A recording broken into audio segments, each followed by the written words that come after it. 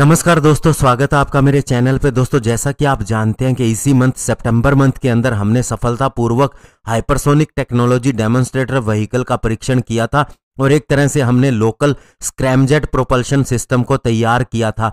DRDO ने ये सफलता बहुत ही लंबे समय के बाद हासिल की है। इससे पहले एक टेस्ट हुआ था 1 साल पहले, वो भी विफल रहा था। लेकिन अब हमारे साइंटिस्ट को इतना कॉन्फिडेंस मिला है कि वे इसके अंदर और आगे जा सकते हैं और इसके अलावा अगले फेज की टेक्नोलॉजी भी तैयार कर सकते हैं। तो ऐसे में दोस्तों, जिन साइंटिस्ट ने इसे तैयार किया है उनका एक इंटरव्यू हुआ है और उनसे पूछा गया कि किस तरह से आपने इसको शुरू किया और क्या क्या चैलेंजेस फेस किए। आज उसी की बात करेंगे हम। चलिए दोस्तों, शुरू करते हैं। तो दोस्तों, सबसे पहले बताना चाहूंगा कि सन 2000 के अंदर डीआरडीओ ने HSTDV के ऊपर काम शुरू किया और एक सपना देखा कि जिन देशों के पास हाइपरसोनिक टेक्नोलॉजी है उनके कतार के अंदर हम भी खड़े होंगे। उस समय अमेरिका, रशिया, ऑस्ट्रेलिया ही वो देश थे जो इस तरह की टेक्नोलॉजी के अंदर काफी ज्यादा काम कर चुके थे।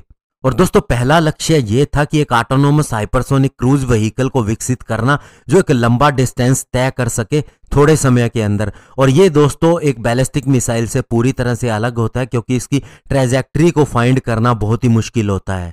2004 के अंदर सबसे पहले इसके ऊपर फिजिबिलिटी स्टडी हुई जिसे defence research and development laboratory Hyderabad ने शुरू किया।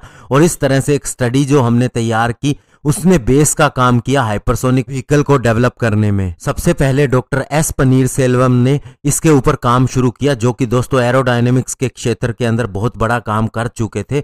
और इस प्रोजेक्ट के ऊपर भी उन्होंने अपनी टीम के साथ में काम शुरू किया, जिसका पहला लक्ष्य था कि कैसे इसकी शेप और साइज जो हम व्हीकल बनाने जा रहे हैं, तो इसके ऊपर बाकायदा पूरी स्टडी की गई और एक्सपर्टाइज की एक टीम ली गई जिनकी अलग अलग क्षेत्रों के अंदर स्पेशली एरोडायनेमिक, स्ट्रक्चर, कंट्रोल और स्क्रैमजेट प्रोपल्शन के अंदर महारत हासिल थी। और इस काम को करते हुए और भी कई टेक्नोलॉजीज हमने डेवलप की और फाइनली एक क्रूज व्हीकल को डेवलप किया गया।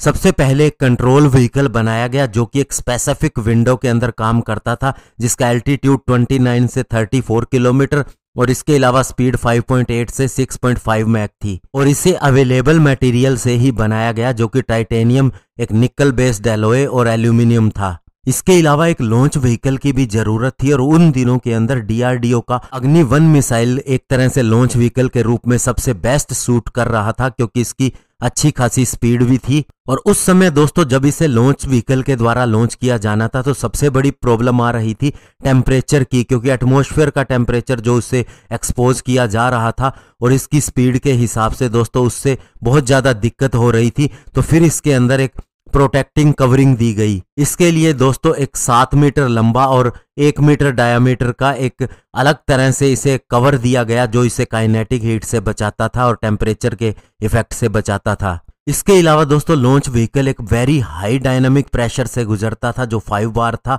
और ये किसी भी लॉन्च व्हीकल के लिए बहुत ज्यादा था। बहुत सी हीटिंग स्टडी भी की गई, बहुत से एक्सपेरिमेंट किए गए और सबसे बड़ी बात थी लॉन्च व्हीकल की कंट्रोल कैपेबिलिटी। इससे मेंटेन करना सबसे ज्यादा मुश्किल था।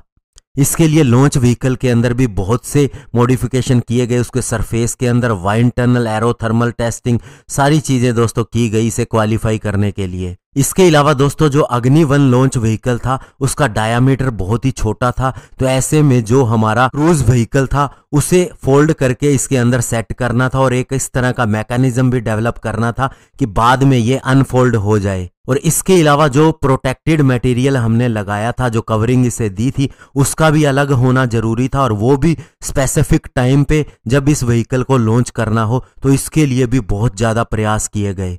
और इसके लिए दोस्तों बहुत से कार्यक्रम हुए, ब्रेनस्टॉर्मिंग कार्यक्रम हुए, बहुत से वैज्ञानिक साथ में बैठे, डिस्कशन किया और फाइनली इस तरह से मेथड निकलते गए कि इस सिचुएशन के अंदर क्या किया जाना चाहिए। और दोस्तों सेपरेशन के लिए बहुत ही लिमिटेड टेस्टिंग पॉसिबल होती है और इस सारे सीक्वेंस को जो सेपरेशन का था उसे कंप्यूटेशनल फ्लूइड डायनामिक के थ्रू किया गया और ये दोस्तों हमारी टर्मिनल बैलिस्टिक रिसर्च लेबोरेटरी के अंदर किया गया। और दोस्तों इस हाई डायनामिक प्रेशर के अंदर इस तरह से सेपरेशन का टेस्ट बहुत से बड़े देशों ने भी नहीं किया था।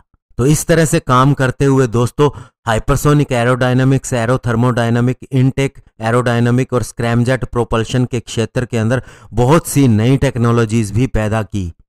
और ये दोस्तों हमारे एफर्ट का ही नतीजा था कि हमने पूरी तरह से प्योरली इंडिजिनस डिजाइन तैयार किया। इसके अलावा दोस्तों फ्यूल इंजेक्शन के लिए जो मटेरियल यूज किया गया था उसका भी बहुत बड़ा इशू हुआ था, स्पेशली क्योंकि कंबस्टन टेम्परेचर बहुत ज़्यादा हाई था। तो ऐसे में दोस्तों कई बार कई चीज़ें की गई और फिर दोस्तों एक मटेरियल फाइनली कंस्ट्रक्ट किया गया।